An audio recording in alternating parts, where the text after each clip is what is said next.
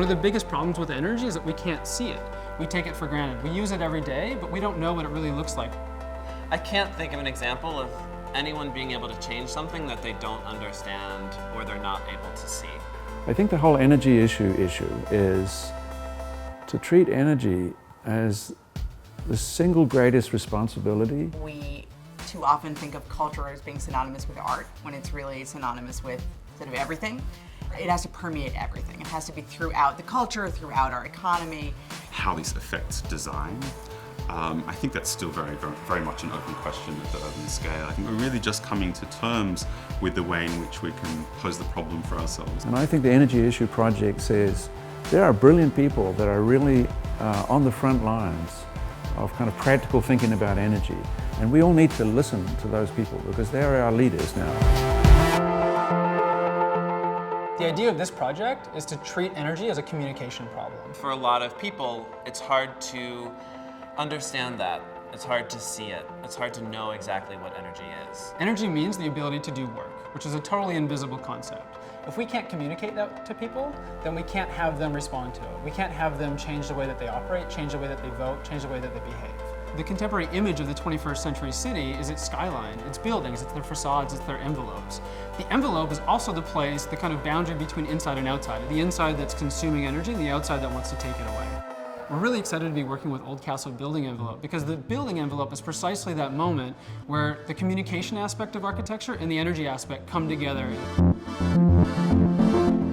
Columbia University is one of the great research centers of the world.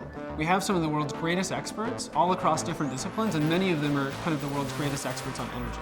Taking on energy from so many different perspectives, and oftentimes it ends up getting reported in ways that speak back to experts. It turns into this kind of expert echo chamber. So what we want to do is be able to take the brilliant insights from these experts around the university and around the world and repackage them in ways so that people who are non-experts can understand really what's at stake and understand how it relates to them in their everyday lives. And a lot of artists and a lot of musicians, a lot of architects, a lot of thinkers can help us to do that.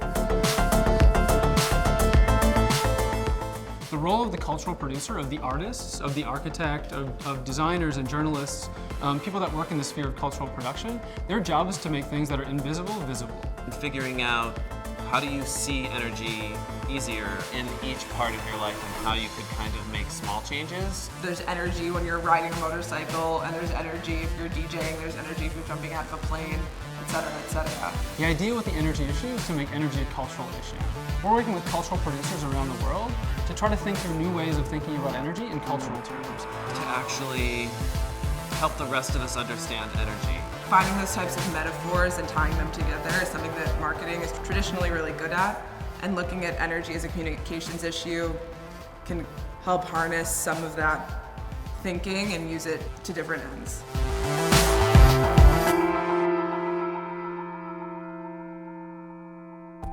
Climate change is not doom and gloom for the architect. Climate change is kind of the beginning of the city of the future.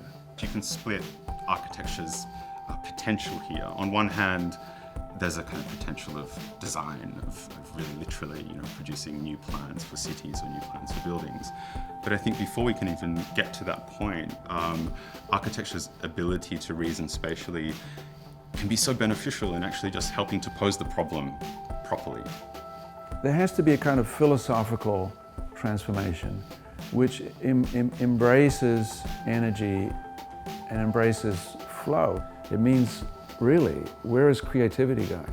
I think really the energy issue is, how do I absorb the energy and actually turn it into something I've always wanted?